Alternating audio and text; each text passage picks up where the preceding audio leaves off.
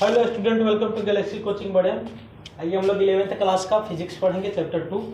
ठीक है, विमाएँ हम लोग पढ़ेंगे, विमाएँ विमीय सूत्र पढ़ेंगे। देखिए, किसी राशि को व्यक्त करने के लिए मूल राशि पर लगाए गए घात को क्या कहेंगे? विमाएँ कहेंगे। ठीक है, किसी राशि को व्यक्त करने के लिए मूल राशि पर लगाए गए घात को क्या कहेंगे? विमाएँ कहेंगे। ठीक है, किसी राशि को व्यक्त करने के लिए मूल राशि पे लगाए गए घात को क्या कहेंगे? विमाएँ कहेंगे। ठीक है, विमाएँ के लिए किसी राशि को व्यक्त करने के लिए मूल राशि पे लगाए गए घात को क्या कहेंगे? विमाएँ कहेंगे। ठीक है, अब चलिए देखिए विमीय सूत्र क्या होता है, विमीय सूत्र जानेंगे। तो वे व्यंजक जो राशियों में सम्मिलित मूल राशि को प्रदर्शित करता है उसे विमीय सूत्र कहते हैं।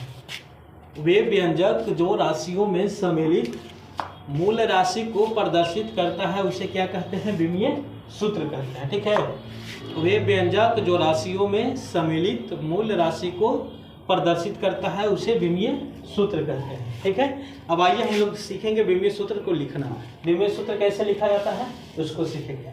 देखिए, विमीय सूत्र में मेन जरूरत है एम, एल और टी।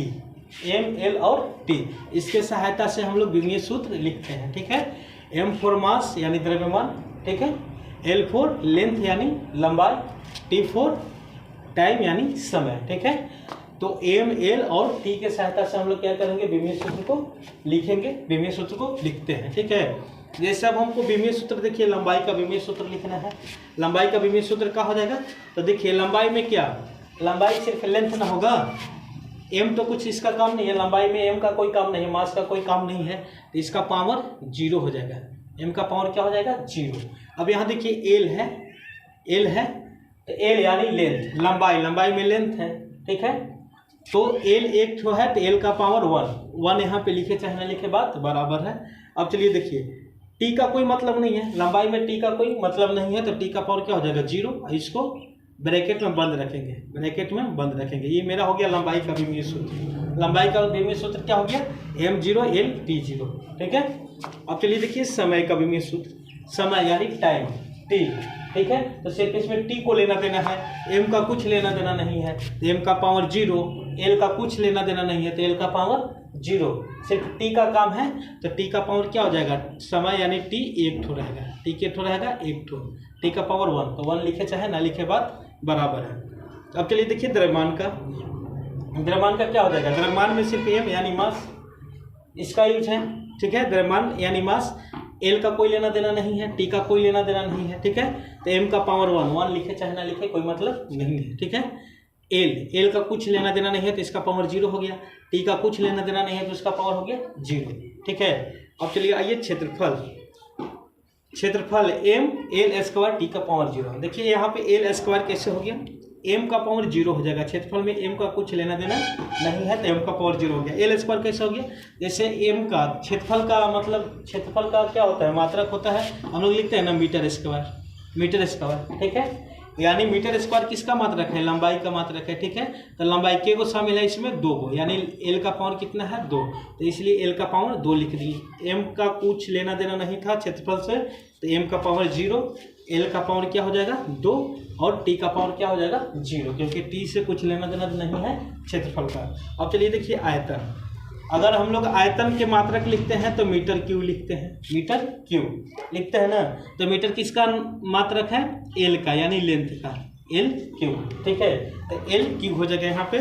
एम का पावर, आयतन से एम का कुछ लेना देना नहीं है, यानी मास का कुछ लेना देना नहीं है, द्रव्यमान का कुछ नहीं लेना देना है, तो इसका पावर 0। एल का पावर कितना हो जाएगा? 3, टी का पावर क्या हो जाएगा? 0, क्योंकि टी से कुछ लेना देना नहीं है आयतन का। अब चलिए विस्थापन, विस्थापन, विस्थापन में क्या होता है? देखिए विस्थापन कोई दूरी है यहाँ, इसके शॉर्टकट दूरी को क्या कहेंगे? विस्थापन, यानी इसको नापेंगे, नापेंगे तो यहाँ से यहाँ तक इसका कहेंगे लंबाई यानी एल। ठीक है, तो द्रव्यमान का कुछ लेना देना नहीं है विस्थापन में। ठीक है, तो मास क्या हो जाएगा? 0 हो जाएगा, यानी m0। l क्या हो जाएगा? l का पावर कितना? 1, तो 1 लिखे चाहे ना लिखे कोई दिक्कत नहीं है। t का पावर क्या हो जाएगा? 0, समय से कुछ लेना देना नहीं है विस्थापन को। ठीक है, इस तरह से हम लोग विमीय सूत्र लिख सकते हैं। अब चलिए देखिए वेग का विमीय सूत्र लिखना है हमको, वेग का विमीय सूत्र लिखना है, तो वेग बराबर क्या होता है? विस्थापन बटे समय। वेग बराबर क्या होता है, विस्थापन बटे समय। तो अब चलिए विस्थापन में किसका मतलब था, सिर्फ एल से मतलब था, तो एल समय, टी फॉर टाइम, ठीक है, समय यानी टाइम, ठीक है। तो अब चलिए देखिए, वेग में हमको द्रव्यमान का कुछ लेना देना नहीं है, तो द्रव्यमान यानी एम क्या हो जाएगा, इसका पावर 0, एल बेचारा है तो एल का पावर 1, ठीक है। टी देखिए बट्टे में है, इसका पावर 1 है, टी बट्टे में है, पावर 1 है, जब ऊपर जाएगा तो पावर क्या में हो जाएगा, माइनस में, इसलिए हो गया टी का पावर -1, क्लियर। अब चलिए देखिए त्वरण का भी सूत्र हम लोग लिखते हैं। तो त्वरण क्या होता है, वेग परिवर्तन बटे समय। त्वरण होता है वेग में परिवर्तन बटे समय, वेग में परिवर्तन बटे समय, यानी वेग में परिवर्तन बटे समय हो गया, यानी वेग बटे समय। तो वेग का विमेय सूत्र क्या है, अभी हम निकाले हैं। तो वेग का विमेय सूत्र है m0 l t का पावर -1, ठीक है। अब समय का विमेय सूत्र क्या था, समय का विमेय सूत्र अभी था, यानी समय में m को कुछ लेना देना नहीं है तो m 0 हो जाएगा, l का कुछ लेना देना नहीं है तो l 0, समय यानी t टाइम, तो टाइम का पावर 1 हो जाएगा, ठीक है। अब चलिए देखिए ये क्या है, बेस सेम है, भाग में है, ठीक है, बेस सेम है, पावर डिफरेंट है बट बेस सेम है, भाग में है, ठीक है। तो जब बेस सेम रहे यानी आधार सेम रहे और पावर डिफरेंट रहे, भाग में रहेगा तो क्या होता है, पावर घट जाता है, ठीक है। तो m 0 में से 0 घटेगा, पावर 0, यहाँ l है, l का 1 है पावर, यहाँ है 0, यानी 1 में से